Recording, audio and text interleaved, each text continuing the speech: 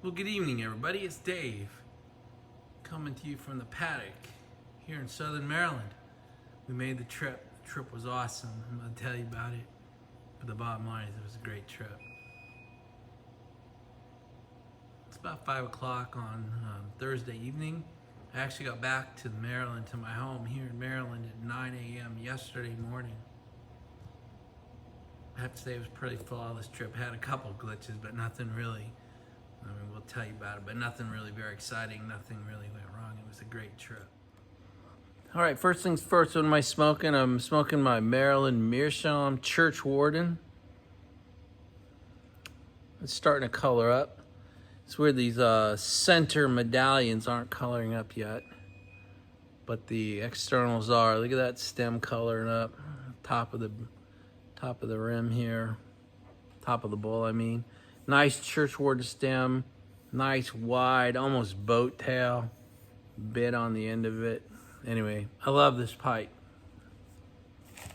I'm smoking something I just grabbed off my desk because I don't have time to mess with it.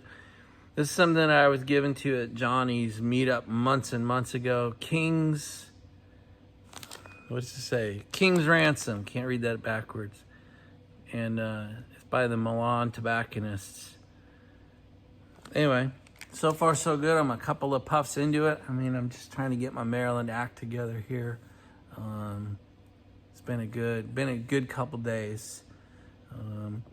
Talk about no mic. I left my Wyoming mics in Wyoming, and my Maryland mics all became uncharged while I was gone. So I'm right here. You can see I'm charging one. But by the time it gets charged, I want to have this up and say hi to you guys. So that's why I'm unmiked and you can hear all the echoing and everything, because I'm kind of projecting, almost yelling into the phone at this point. All right, talk about the trip for a minute. So I left pretty much as planned. I left about 4:30 Monday morning from the Wyoming house in Moran, Wyoming. And it was snowing hard. It had been snowing hard all day. It was snowing very hard at 4:30 in the morning. It was a pretty predictive big winter storm. It had come in the Sunday night overnight. It was supposed to last 24 hours, 30 hours, all day Monday into Tuesday. So the first 30, 45 miles out of the house is up Togety Pass. Top of the pass is 10,200 feet or something, is the Continental Divide for that area. And that was pretty treacherous. The first hour and a half was pretty treacherous in the pitch dark, in a snowstorm, moving up a mountain pass, cresting the pass, going down the pass, which is actually more dangerous than going up the pass because momentum is against you, not for you. But we did it. We got down the other side of the pass, and the rest of the trip was fantastic. No issues whatsoever. So Monday, I left the house at 4:30, got to my son's house at 12:30, noon 30, and had a great afternoon, great evening, wonderful dinner, good night's sleep all with my boy. He wasn't feeling too good on Tuesday morning, so rather than take the dogs for a walk, I left at 7:30 instead of, I hoped to leave by 9 a.m. We ended up leaving at 7:30. We put Ranger and Sasha in my Ford Expedition. I left my big monster truck at Sean's house and drove the Expedition out. Left pretty much great. Left by 7:40 Tuesday morning and heading east. So far so good. So heading eastbound out of Denver, you got a lot of Colorado left. About 75% of Colorado is to the east of Denver, and it's boring. East Colorado and Kansas look identical. The only way you can tell you've switched is by the sign that says "Welcome to Kansas." So about 6 to 9 hours is getting out of Colorado and through Kansas. And then you get to Missouri, and the same thing. You almost can't tell you switched from Kansas to western Missouri. You hit Kansas City, Kansas, which is just, it's one city. Kansas City, Kansas, Kansas City, Missouri are all one city divided by the river. So you drive into Kansas City on the Kansas side, you drive out of Kansas City on the Missouri side, and you got to traverse the entire state of Missouri to get to St. Louis. And so that's what the first, I'd say almost 12 hours was. We traversed all of Colorado, we traversed all of Kansas, we traversed all of Missouri, and we got to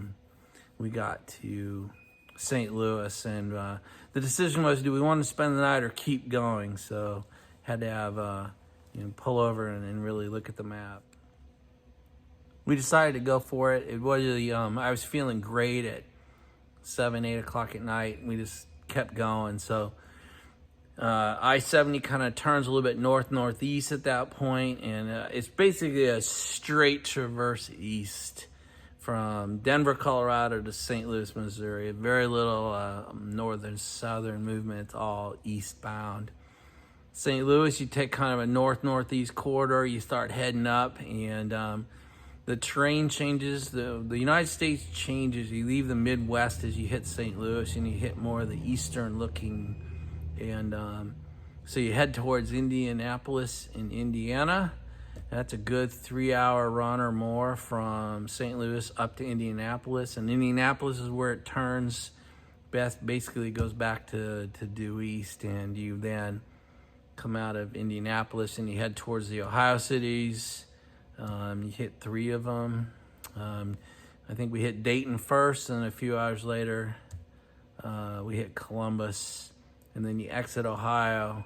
And at the exit point of Ohio, you have Ohio, Pennsylvania, and West Virginia, all very close to each other. And depending on traffic and all that, it can send you different ways. So it took me off of 70, and it sent me down US 40.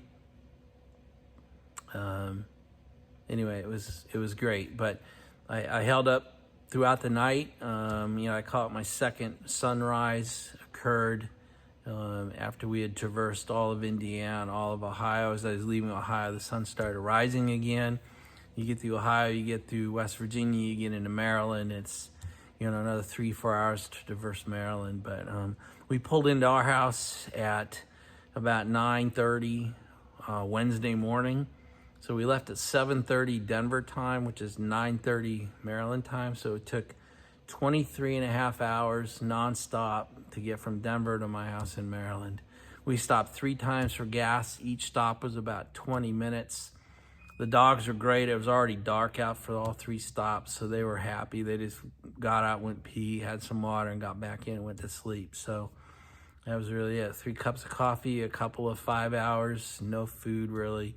And the traverse went great. I really couldn't be happier. And they get in early. We were in by, like I said, by 9:30 Wednesday morning. We were home, and got ahead and stayed ahead of all the weather. So all the weather that in the Illinois and Indiana and Ohio were all getting, we actually got out in front of and stayed out of it. So that's why we pushed so hard, was just keep moving, stay ahead of it, don't get delayed by the weather, don't get caught up in the weather, and the plan worked out great. I gotta say, the stop in Denver was fantastic for me. Be able to spend, from noon to maybe 10 p.m. on Monday with my boy. Had an hour or so with him Tuesday morning. He's 23 and a half, very mature 23-year-old. He and I, our relationship has matured immensely over the last 5 or 6 years. To have the pleasure of man-to-man talk with my son and just talk about life and what he's experiencing and what's working and what isn't and what his opinions are. And it's a great opportunity. It's a great privilege. And it's something I've worked very hard to cultivate over the last 6-7 years. And, that the fruit of that cultivation has really come through. And dinner on Monday night was a great example. We probably had 2 or 3 hours. We go to the same place. If I'm there only one night, we go to the same place, Sushi Den in downtown Denver on the south end. It's some of the best sushi I've ever eaten. It's pretty expensive. You have to make reservations, days or weeks ahead of time most of the time. But it's one of his favorite restaurants. He only eats there when I'm there. I only obviously eat when I'm there. So it's kind of a special Dave and Sean thing. And just a great conversation, great relationship builds. Get to see what he's done around the house, spend some time with Ranger, sleep there, get up, see him for a morning cup of coffee, and then throw his dog and my dog and everything in the car. If he needs anything in Maryland, he throws it in the truck and I bring it home for him. Kind of works the other way. If there's something in Maryland that he wants in Denver or Wyoming, he throws it in the truck and I drive the other way. So it's really a system that works great, and it's a relationship that I couldn't be more proud of. So yeah, dinner Monday night was fantastic. I got to say, it's good to be back in Maryland. I miss Wyoming. I'm more comfortable there. It's more my kind of people. I'm not really an East Coaster. I was born and raised in Seattle. Moved here to bring my wife home. I've made the best of it. I've made a company here. I sold my company here. I've built this paddock. I've built this, unbelievable set of Tupperdoors, and then my cellar that you guys have seen if you've been watching it. My man cave's here. My cars are here. I'm 5 minutes from my house. I mean, I do love it here. So, anyway, it's good to be back. It's good to be back in the paddock. Let's get back to my Maryland meerschaum versus my Wyoming meerschaum. Anyway, it's nice to be back to, it's nice to maintain a relationship with my wife while I'm in Wyoming, but to be here and be able to see her and spend time with her was great. Morning coffee today was fantastic. We took lunch over to her mom. I haven't done that much this year at all. And so it's been a good day, to get back into the paddock this afternoon and reach back out to you guys with the video and say, hey, everything's good, made it, and back in Maryland. We'll be here about 2 months. The goal is to be back in Wyoming by Monday, January 20th for the inauguration. But a bit of a celebration at the lounge that night, so I'd like to be there for that. We'll see when Sean needs Ranger back. I mean, that may be too late for him. We'll see. Sean actually flies in here on Saturday, so, I saw him on Tuesday, and I'm going to see him, 2 days ago, and I'm going to see him in 2 days. He's going to spend about 7, 8, 9 days here with us for Thanksgiving. That's going to be fantastic. Great family time. My daughter's not coming up. I probably mentioned in the past she's just too busy at school. She only gets Thursday off. She has class and labs Monday, Tuesday, Wednesday, Friday this year. They've been blown out twice. 2 hurricanes put them out on evac, and so the school has to make up for that. So they put a entire week schedule on it. Only gave them Thursday off. I can't get her up here for any reasonable amount of time, with 1 day off. So got to respect that. We're going to miss her. It'll be the second year we haven't had her on Thanksgiving, but I can't wait to see Sean and Amory and all of us. So it'll be fun to get him in here on Saturday afternoon. It's interesting. One of the things we talk about, kind of enough about the trip. It was a long drive. Went great. Trip's kind of over. Glad to be home. My first pipe since Sunday. I haven't smoked anything since Sunday. So 4 days later, it's an interesting study in addiction, or the lack thereof, in my opinion. There's been a lot of conversation, especially amongst us in the community, about how different pipe smoking or even cigar smoking is from cigarette smoking. I've seen people who smoke cigarettes can't go more than a couple hours without really start getting jittery, physically needing. And I went 4 days without even really worrying about it or even thinking about it that much. I was more worried about health of my dogs and keeping them safe on the drive home and getting home safely and ahead of the weather and all that. I missed it. I mean, I thought, it'd be nice to have a pipe. It'd be nice to have a cigar. It's too much going on. I don't like to smoke while I'm driving. Made it through just fine, God, spent all day doing the things I need to do with Anne Marie and Mom and all that. And then I got over here like 5 o'clock, right was, I started recording this, and literally had my first smoke in 4 days. So I do think it's a testament that when you smoke pipes and or cigars, but no cigarettes, that the addiction factor is almost zero at all for what we smoke. Now, I guess you could find high nicotine content, maybe pipe tobacco or cigars, and become addicted to it, but I think you'd have to work at it. Anyway, I'm just impressed. These chips are always a chance for me to have that 2, 3, 4, 5 day break in my patterns and my habits, including smoking my pipes and cigars. So 4 days without any, and Although I kind of thought about it, and especially when I watched your videos while I was on the road, it was didn't bother me in the slightest to take 4 days off. So anyway, I just think we always talk about the addiction factor and how different our method of tobacco is from cigarettes, and I really, really have that affirmed inside of me every time I do one of these trips, westbound or eastbound.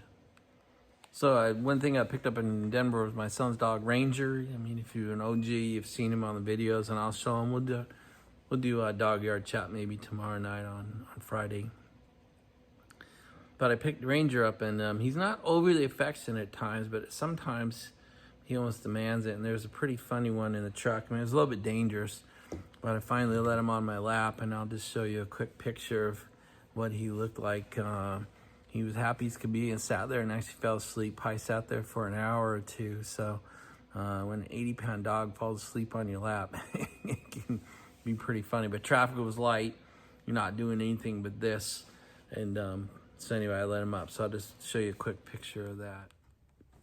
So one other picture I wanted to show you is my wife got a great picture of Sasha this morning. So I'm going to see if I can do this over the right shoulder. I'm pretty sure it's over this shoulder. So I'm going to show you a picture of Sasha this morning in the sunlight. It turned out really good. You know, she's grown up great. She's not really a puppy anymore. She's a little over 9 months, 65 pounds, but she's a joy to have. And I just want to show you kind of what my wife got this morning.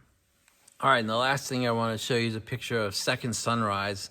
Those of you that sometimes I talk to you by texting or phone calls, or some of the guys were bugging me in you know, what's the weirdest part, when I was in the cigar lounge, and I said second sunrise. You know, you have a sunrise leave out of Denver, and then you drive all day, you drive into the evening, you drive all night, and then the second sunrise is, and it's easier eastbound because you're looking straight at it. So I got what I think is a nice photo coming out of Ohio with the sunrise. When I'm heading west, I got to try to take a picture of it in the mirror view or side view mirror. But anyway, I just wanted to take a minute and show you, again, I think it's over here, show you second sunrise, which was Wednesday morning, yesterday morning, coming out of Ohio. Guys, I think that's it. Let's not make it too long. It's already pretty long, but just want to let you know I'm back. Welcome to Paddock. I'll be here a couple months. You'll see, you know, the holidays I'll show in my house. We'll show the decorations like we did last year. Truly, next 6 weeks or so, some of the favorite of my year. It's I have great memories of holidays past from my old childhood, and then, gosh, this is Sean's 24th Christmas. This is Lauren's 21st Christmas, 22nd Christmas, and the memories, the decorations, all that, the cooking, the baking, the family dinners. It's just it's a great time for me, and I can't wait to share it with you as well. So hope you had a good week, and hope Thursday's treated you well, and we will talk again tomorrow. Bye, everybody.